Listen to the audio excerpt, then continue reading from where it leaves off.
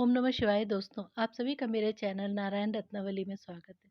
दोस्तों, आज के इस वीडियो में मैं आपको रविवार व्रत की पूजा विधि, कथा और रविवार का व्रत करने से क्या-क्या फल मिलता है बताने जा रही हूँ। कृपया कर वीडियो को लाइक, शेयर, सब्सक्राइब करें। रविवार का दिन पूरी तरीके से भगवान सूर्य को ही समर्पित होता है। 9 ग्रहों में भगवान सूर्य को राजा माना जाता है। रविवार का व्रत करने से कुंडली के सारे दोष खत्म हो जाते हैं और भगवान सूर्य को आरोग्य का दाता माना जाता है। इसलिए इनके व्रत करने से रोग, बीमारी, कष्ट भी दूर होते हैं। रविवार व्रत की शुरुआत किसी भी महीने के शुक्ल पक्ष के रविवार से कर सकते हैं। आइए दोस्तों जानते हैं रविवार व्रत की पूजा विधि। भगवान सूर्य का व्रत 1 साल या कम से कम 30 रविवार तक जरूर करना चाहिए। सूर्योदय से पूर्व स्नान आदि से निवृत्त होकर स्वच्छ लाल वस्त्र धारण करें। भगवान सूर्य की तांबे की मूर्ति या चित्र स्थापित करें। फिर भगवान को लाल पुष्प, चंदन आदि अर्पित करें। व्रत की कथा सुने और भगवान सूर्य की आरती करें। फिर भगवान सूर्य का मंत्र ओम सुंग सूर्याय नमः का कम से कम 3 माला जाप करें। इस व्रत में अपनी शक्ति के अनुसार फलाहार करें और नहीं तो गेहूं के आटे की रोटी, दूध और गुड़ खा सकते हैं।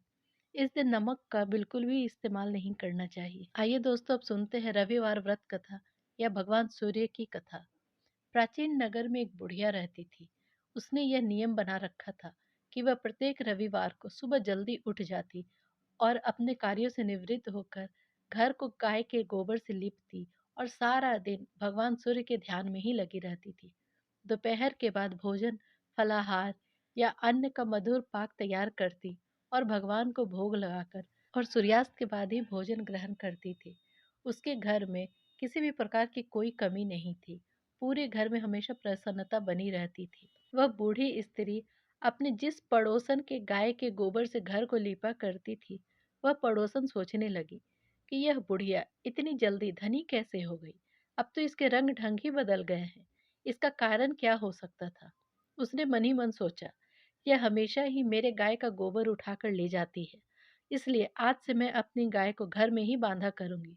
और वह गाय को घर में बांधने लगी। फिर जब रविवार का दिन आया और बुढ़िया को गोबर नहीं मिला तो वह बहुत उदास हो गई। उस दिन रविवार को अपना घर नहीं लीप सकी। न उसने पारण के लिए कुछ भोजन बनाया और न ही ठाकुर जी को भोग लगाया। सारा दिन उपवास रह के बिता दिया।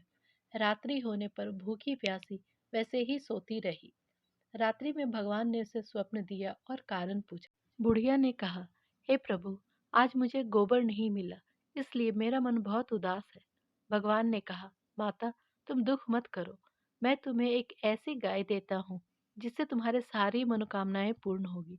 तुम रविवार के दिन गाय के गोबर से घर को लीप कर भोजन बनाकर प्रेम पूर्वक मुझे भोग लगाती थी और फिर स्वयं भोजन करती थी।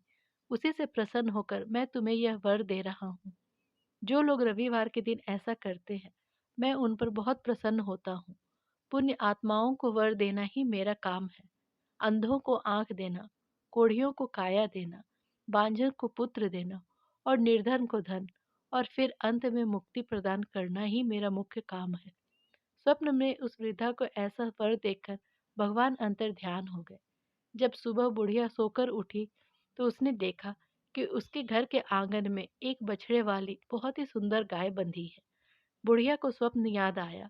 उसने समझा सब भगवान की माया है। चुपचाप उसने गाय को वहां से हटाकर घर के बाहर बांध दिया और वहीं पर उसके लिए नाद बनाकर उसमें खली भूसा डाल दिया। गाय प्रेम से खाने लगी। यह देखकर उसकी पड़ोसन का हृदय जल गया और उसने सोचा, यह गाय तो सोने का गोबर करती है। तब उसे और भी आश्चर्य हुआ। वह उसकी गाय का गोबर उठाकर ले आई और उसकी जगह अपनी गाय का गोबर रख दिया। वह रोज इसी तरह करने लगी, पर बुढ़िया को इसका कुछ भी पता नहीं था। तब भगवान ने सोचा, बेचारी बुढ़िया को तो इस बात का कुछ पता ही नहीं है कि उसकी पड़ोसन क्या चालाकी उसके साथ कर रही है। भगवान ने उस पड़ोसन को सबक सिखाने के लिए प्रबल आंधी चला दी, जिससे चारों तरफ अंधकार हो गया।